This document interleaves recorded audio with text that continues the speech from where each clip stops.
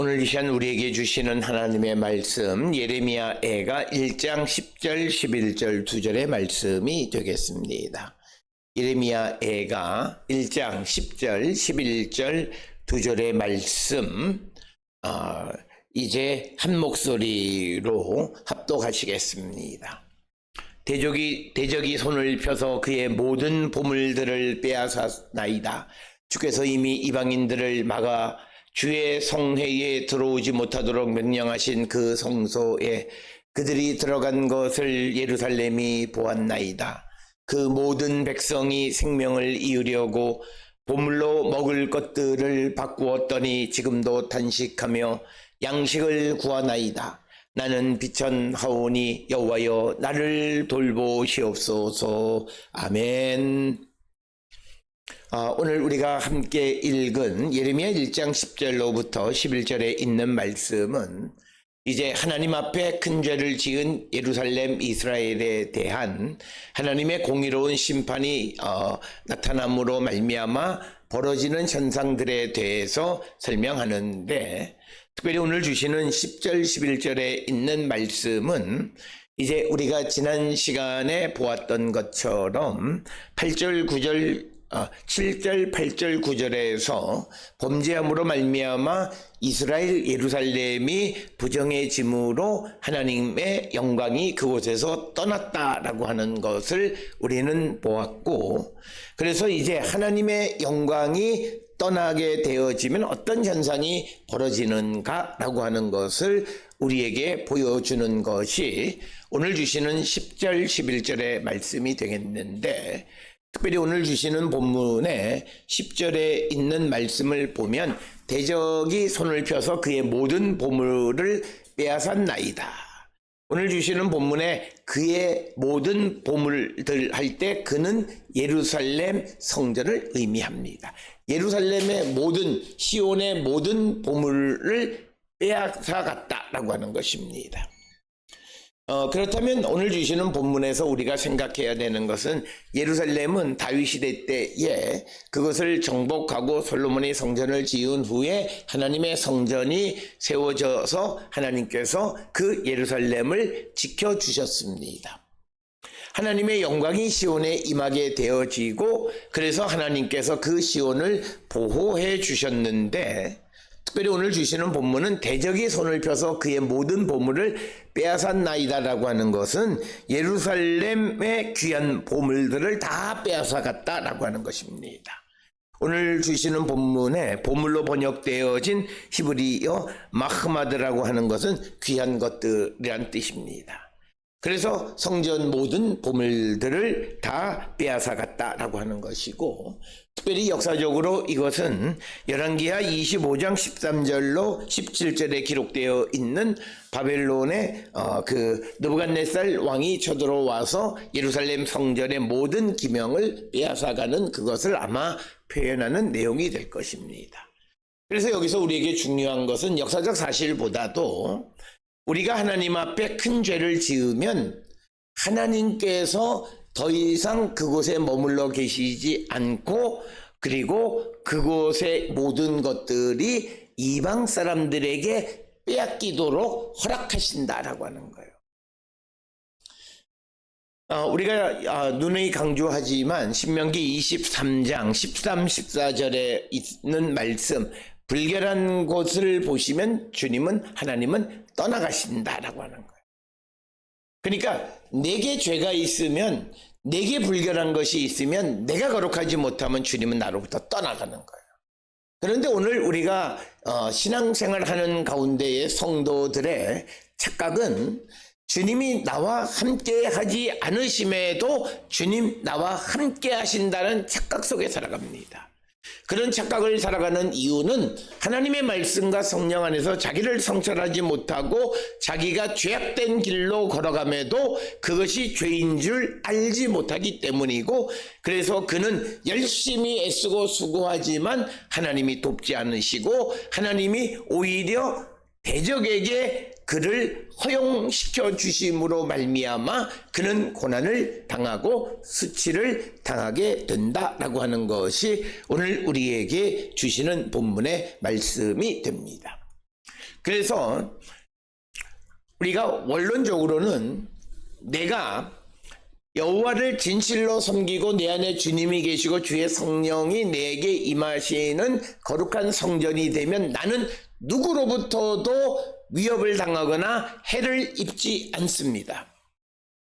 그런데 내가 하나님 앞에 나가는 그 믿음의 모습에 진실되지 않거나 혹은 내가 여러 가지 이유로 죄악된 길을 걸어가게 되면 하나님의 보호하심이 내게 임하지 않습니다. 그래서 오늘 주시는 본문에 하나님은 심지어 하나님의 성전이 있었던 예루살렘의 보물들을 대적들이 다 빼앗아 가도록 허락하시는 겁니다. 이게 하나님의 심판입니다. 그래서 우리가 세상을 살아가면서 내가 무엇을 할 때 잘 되지 않거나 경쟁자에게 자꾸 지거나 또는 내 삶에 여러 가지 남들로부터 내가 해를 입거나 또는 내가 마음의 상처를 입거나 하는 모든 것의 근본은 나와 하나님 사이의 관계가 원만하지 않고 더더욱 내가 하나님 앞에 범죄한 이유 때문입니다. 그런데 모든 사람들은 그렇게 생각 안 해요. 그게 문제예요. 우리가 성경에 보게 되면 하나님께서 누구에게 고난을 주시는 이유가 고난의 대부분의 이유는 그의 범죄함으로 말미암아 그가 돌아오도록 하기 위한 교육적 목적으로 그에게 고난을 주세요. 그런데 우리가 욥과 같은 것이나 요한복음 9장에 있는 날 때부터 맹인된 자와 같이 하나님의 영광을 위해서 고난을 받는 아주 극소수의 경우들이 있어요. 그런데 사람들은 내 안에 있는 죄악 때문에 내게 범죄함으로 말미암아 고난이 왔음에도 그것을 마치 하나님의 영광을 위해서 마치 자기의 고난을 욥과 같은 고난으로 착각하는 것이 문제입니다. 그러니까 그런 사람에게 문제는 회개하지 않아요. 그러니까 하나님이 자기와 함께하는 것으로 생각하는데 하나님은 이미 떠나셨어요. 그래서 하나님께서 그들을 대적의 손에 넘겨버리신다라고 하는 겁니다. 특별히 오늘 주시는 10절에는 좀 더 구체적으로 이미 이방인들을 막아 주의 성소에 들어오지 못하도록 명령하신 그 성소에 그들이 들어간 것을 예루살렘이 보았나이다. 그러니까 예전에는 이방인들이 예루살렘에 들어가지 못하도록 하나님이 딱 지켜주셨는데 이제는 하나님이 그곳에 들어가도록 허락하셨다라고 하는 거예요. 이 이유가 그들이 하나님 앞에 큰 죄를 지었고 그들이 불결해졌기 더러운 것이 그들에게 묻었기 때문입니다. 특별히 오늘 우리가 주시는 본문의 말씀을 통해서 특히 우리에게 중요한 것은 우리가 무엇보다도 하나님과 영적으로 더러운 것이 오물이 끼면 안 됩니다. 그렇게 되면 나와 하나님 사이의 소통에 장애가 생깁니다. 이 장애를 치워야 돼요. 이 노이즈를 제거해야만 나와 하나님 사이의 소통이 원활합니다. 우리가 흔히 말하는 커뮤니케이션, 소통의 가장 큰 장애물은 노이즈입니다. 그 노이즈를 제거하기 위해서 힘쓰는데 오늘 우리가 하나님과 우리 사이의 어떤 장애물, 노이즈는 우리의 죄악입니다. 그래서 내가 불결한 것이 없는가를 돌아보셔야 되는데 사람이 불결한 이유는 두 가지 원인 중 하나입니다. 첫째는 제의적 불결입니다. 이것은 질병 또는 내가 어떤 절차를 어김으로, 그래서 성경에 나와 있는 이스라엘 백성들이 제사를 지내거나 또는 절기를 지키거나 하는 여러 가지 절차들이 있고, 그리고 레위기 11장부터 15장까지의 불결한 것과 정한 것과 부정한 것에 구별이 되어 있는데, 그런데 질병 같은 거는 내가 어찌할 수 없는 그런 이유로 말미암아 내가 제의적으로 불결한 자가 되어지는 경우입니다. 그때는 그 병이 나으면 되는 것이고, 또 하나는 절차를 어겼으면 절차를 바로 잡으면 그 불결은 제거되어집니다. 또 하나는 내가 세상을 살아가면서 범죄하는 겁니다. 소위 우리가 말하는 자범죄입니다. 이것은 하나님의 말씀을 어김으로 말미암아 생겨나는 것이고, 이렇게 해서 생겨나는 이 불결 부정함을 제거하는 방법은 내가 불법을 더 이상 행하지 않는 겁니다. 그래서 불법을 행하지 않으므로 내게 있는 불결을 제거해야만 나와 하나님 사이의 소통이 원활하고 그래야만 하나님이 나를 지키시고 보호해 주십니다. 그걸 오늘 우리에게 말하는 거예요. 그래서 오늘 주시는 본문은 예루살렘이 하나님 앞에 큰 죄를 짓고 더러운 것들이 그의 옷깃에 묻어서 불결하게 되어지니까 하나님이 떠나시고 하나님이 더 이상 이스라엘의 보호자가 아니십니다. 그래서 우리가 시편에서는 나의 도움이 어디서 올까? 천지를 지으신 여호와께로소이다 라고 우리가 읊조리지만 내가 불결하면, 영적으로 불결하면 하나님은 나의 도움이 아니시다라고 하는 사실을 분명하게 기억하시고, 오늘 우리의 삶이 정말 대적이 나에게 있는 소중한 것을 빼앗아가거나 대적이 나의 삶에 침투하는 그런 일들, 과거에는 전혀 못하도록 하나님이 방비해 주셨는데 이제는 대적들이 나의 가장 중요한 것까지 들어오는 그런 일들이 벌어지는 것. 오늘 우리에게는요, 그 일은 내가 마음의 상처를 입는 거예요. 어떤 사람으로부터 마음의 상처를 입는 거예요. 그러니까 나와 하나님 사이에 신앙이 반듯하게 세워지거나 나와 하나님 사이의 관계가 바르면, 그리고 내가 구원의 확신 가운데 있으면 주변이 어떻게 되든 상관하지 않아요. 무슨 말을 해도 상관이 없어요. 그런데 그 작은 말 하나에 마음에 상처를 입고 어쩌고저쩌고 하는 것, 그래서 어떤 이들은 내가 신앙생활 하다 교회에서 상처를 입었다는 것은 근본적으로 그 사람이 문제인 거예요. 하나님과의 신앙이 바르지 않기 때문에, 그래서 하나님께서는 다른 것을 통해서 그의 중심이 침노당할 수 있도록, 마음을 빼앗기도록 그렇게 허락하셨다라고 하는 것을 우리는 기억하셔야 됩니다. 그래서 오늘 우리가 정말 우리가 세상을 살아가면서 내가 범죄함으로 말미암아 어떤 일들이 벌어지느냐, 하나님의 보호가 철회된다라고 하는 거예요. 우리가 형식적인, 예수님이 제일 싫어하는 외식하는 형식적인 신앙인들은 내가 예배만 드리면 하나님께서 나를 지키시고 언제든지 나를 보호하실 거라고 생각해요. 그런데 그들이 불법을 행하고 예배는 드리면서 불법 행하고 하면 하나님 우리 보호 안 하십니다. 하나님은 단지 기다려 주시긴 해요. 왜? 그가 깨닫고 주께로 돌아오게. 그래서 사람들은 마치 하나님의 심판이 더디면 자기가 옳은 줄로 착각하고 살아가요. 그게 문제예요. 이게 하나님께서 우리를 기다려 주시는 건데 자기가 옳기 때문에 자기에게 아무 일도 일어나지 않는 것으로 착각합니다. 그래서 사람들은 말하기를, 봐라, 내게 만약 내가 바르지 않았다면, 옳지 않았다면 무슨 일이 일어나도 일어나지 않았겠느냐, 이런 말을 하는데 그건 잘 몰라서 하는 소리예요. 그가 옳지 않아도 하나님은 오래 참으시는데 그 이유는 하나님께서 돌아오기를 기다리신다. 그래서 우리가 보았던 전도서 8장 11절에 악한 일에 관한 징벌이 속히 실행되지 아니하므로 인생들이 악을 행하는 데에 마음이 담대한 거예요. 그래서 어떤 이들은 죄를 한 번만 짓는 게 아니라 100번이나 악을 행해도 아무 끔찍도 하지 않는 이유는 그거예요. 하나님은 기다려 주시는데 그 기다려 주시는 것이 회개하도록 기다려 주시는 거예요. 그런데 사람은 하나님이 벌을 속히 내리지 않으시니까 자기가 옳다고 착각하고 그래서 또다시 악을 반복하는 거예요. 오늘 우리가 살아가는 시대에 왜 내가 고쳐지지 않고 자꾸 악을 반복하느냐, 이 생각 때문이에요. 그래서 하나님의 기다리심은 내가 옳아서가 아니라는 거예요. 기다리시기 때문이에요. 왜? 주님은 모든 사람이 멸망하지 않고 다 구원받기를 원하신다라고 하는 우리가 잘 아는 베드로후서 3장의 말씀 때문이에요. 그래서 오늘 주시는 본문을 통해서 우리가 하나님 앞에 범죄하고 그래서 하나님이 우리를 떠나시면 우리는 어떤 보호도 받을 수 없다라고 하는 것입니다.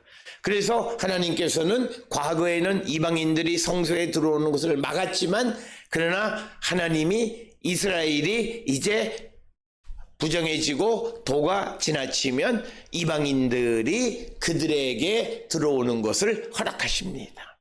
그러니까 악을 행하는 사람들의 특징이 있어요. 이거 지난번까지는 이렇게 해도 잘 견디고 잘 넘어갔는데 왜 이번에만 문제냐라고 하는 거예요.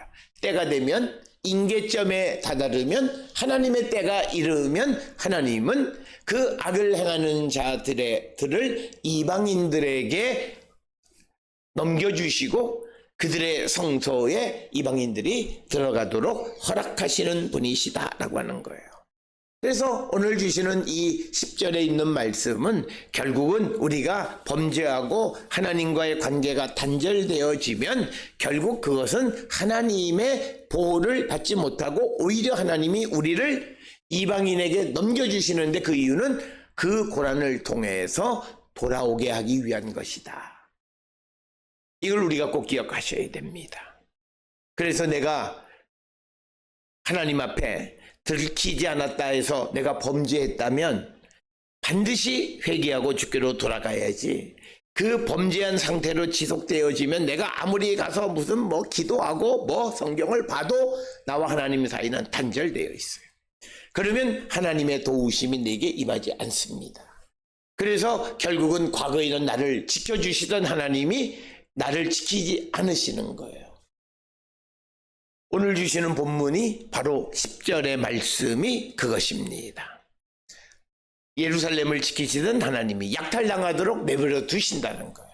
왜? 그들이 부정해졌고 이제는 더 이상 하나님이 그곳에 계시지 않기 때문이다 라고 하는 겁니다.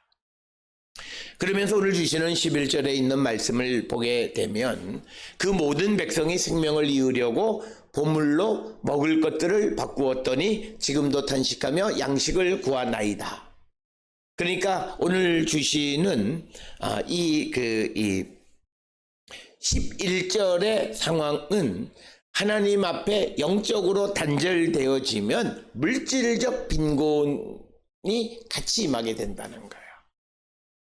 오늘 우리가 참되를 살아가는 데 있어서 이거는 매우 중요한 일입니다. 결국 우리가 세상을 살아가면서 물질적 빈곤이라고 하는 것은 수입보다 지출이 큰 걸 얘기하는 거예요. 그래서 지출이 크다라고 하는 것은 규모 없는 삶을 살아가는 것인데 그것은 우리가 신앙인들은 믿음을 한번 점검해 보셔야 돼요. 믿음이 무엇인가 잘못되어졌을 때 영적으로 하나님과 바른 관계가 형성되지 않았을 때 그들은 물질적인 빈곤에 빠지게 되어진다라고 하는 것입니다. 그래서 오늘 주시는 본문에서 백성들이 이제 양식을 얻으려고 자기의 가장 소중한 것을 팔아도 그 양식을 그들이 얻기가 어려운 지경에 이르게 되어진다라고 하는 것입니다. 따라서 오늘 주시는 본문의 말씀 이것은요 이스라엘 백성들에게 수치예요. 오늘 주시는 이 본문이 이스라엘이 겪는 가장 큰 수치인데 이것은 이스라엘 백성들이 애굽에서 나올 때 적어도 하나님은 시내 광야에서 하늘로부터 만나와 메추라기 물을 주심으로써 적어도 그들을 먹고 사는 문제에 양식의 문제에 아무런 문제가 없도록 하나님이 그들을 이끌어서 가나안 땅에서 농사를 지으면서 살도록 하셨어요. 그래서 먹는 문제, 먹고 사는 문제가 아무런 문제가 되지 않는데 지금 상황은 보물로 먹을 것을 바꾸고 양식을 항상 구해야 하는 양식이 부족한 현실에 직면하게 되어진 거예요. 아무 문제도 아닌 것이 문제가 되기 시작하는 겁니다. 오늘 우리가 살고 있는 이 시대에 우리 개인이나 국가도 아무 문제가 아닌 것이 문제가 되어지는 사람들을 볼 때 항상 기억하셔야 돼요. 이건 당연히 하나님의 백성이면 하나님께서 책임져 먹고 마시고 입고 쓰는 거 해결해 주심에도 그가 평생을 먹는 문제로 전전긍긍하며 살아간다면 그것은 결국 그와 하나님 사이의 관계가 바르지 않는 거예요. 그러니까 우리가 지출이 많은 것은요, 하나님이 우리에게 주시는 만나와 메추라기로 만족하지 않는 거예요. 우리가 이스라엘 백성도 광야에서 항상 우리가 언제나 이런 것만 먹느냐 원망했던 것을 우리는 알아요. 그럴 때 그들은 멸망하고 마는 거예요. 하나님의 심판이 그들에게 임하는 거예요. 하나님이 주신 것을 감사하면 결국은 무엇을 먹느냐 중요하지 않아요. 그런데 오늘 우리가 살고 있는 이 시대에 보면 먹는 것에 뭐 몇십만 원씩 투자하고 먹는 것을 비싼 걸 먹은 것을 자랑하고 그것을 무슨 뭐 SNS에 올리고 하는 그 사회 자체가 병들었다는 것을 나타내는 거예요. 그러니까 사람이 자존감이 그만큼 낮은 거예요. 내가 뭘 먹느냐 이거 중요한 문제가 아닌데 한 끼를 먹게 되어지면 그저 감사하고 만나와 메추라기를 먹여주시면 감사하는 삶을 살아야 되는데 그것 갖고는 안 된다, 더 좋은 것을 먹어야 된다고 추구하는 삶을 살아가는 자들은 결국은 양식을 구하는 신세가 되어질 것이다 라고 하는 거예요.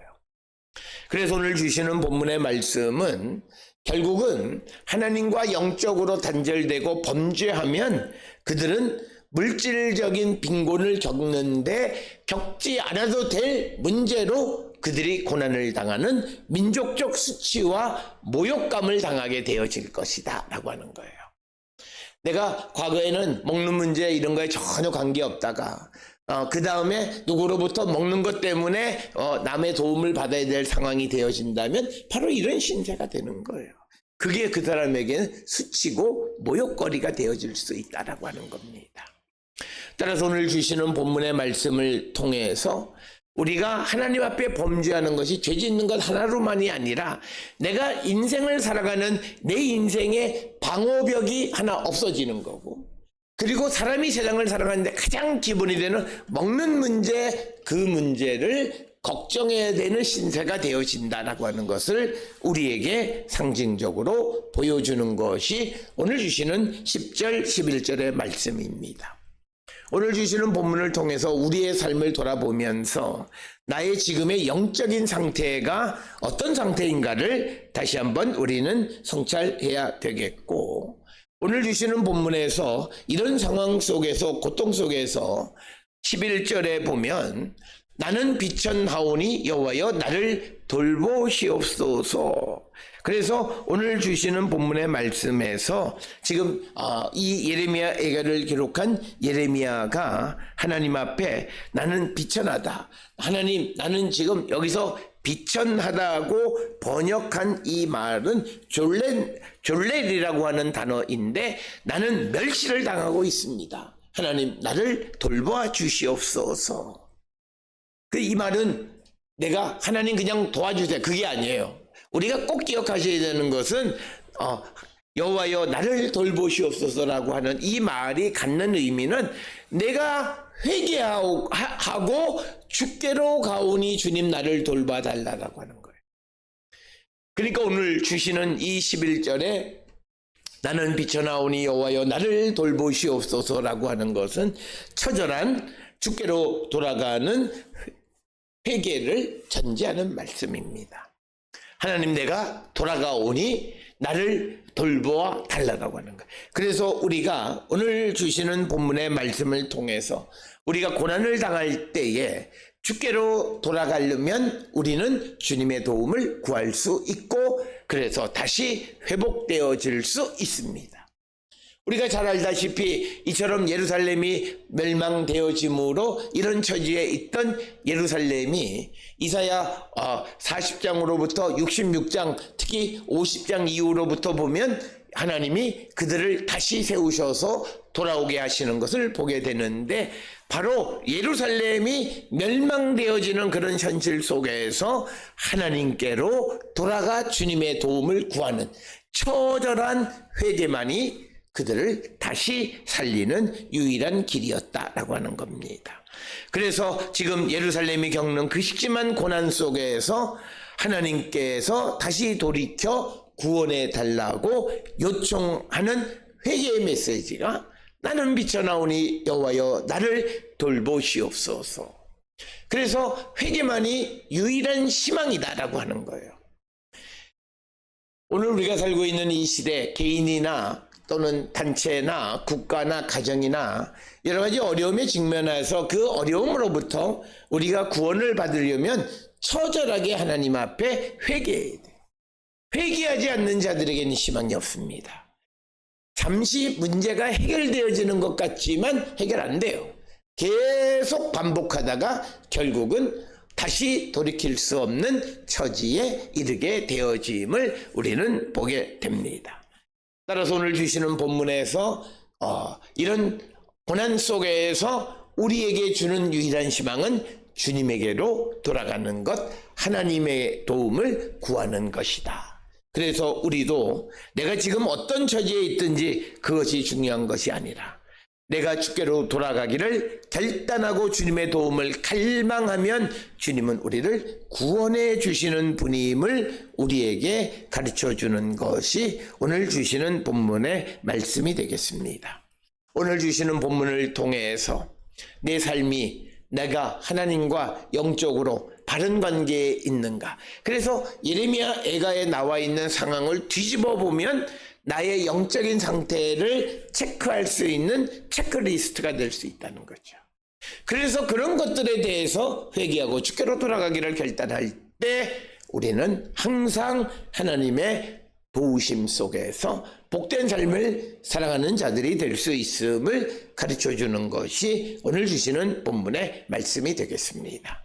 오늘 주시는 본문을 통해서 나와 하나님 사이에 어떤 죄로 말미암아 영적으로 단절된 관계에 하나님의 보호하심이 내게 더 이상 작동하지 않는 관계는 아닌지 성찰하고 주께로 돌아가기를 결단하는 우리 모든 성도들이 될 수 있기를 주의 이름으로 축원합니다.